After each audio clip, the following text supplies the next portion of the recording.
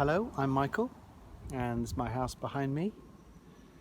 And yeah, just wanted to show you a quick way of making one of these rather nice ice plate sculptures. This one is made with honesty or lunaria seeds, and the one below it is simply onion skins from some cooking last night, along with some garlic skins as well, and some capsicum or red pepper seeds.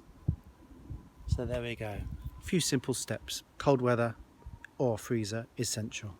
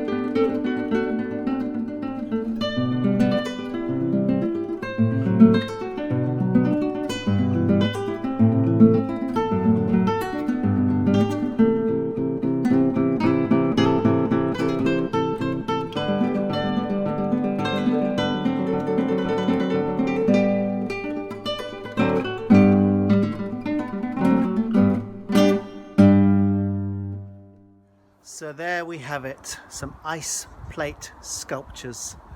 Simple to make. You do need cold conditions obviously, or a freezer, but one thing I'm certain of is whatever you end up using for yours, they'll be beautiful. They won't last forever, nothing lasts forever. You're making some temporary, ephemeral, nature-based art, and I hope you have fun doing so. See you again. Thank you very much. Bye.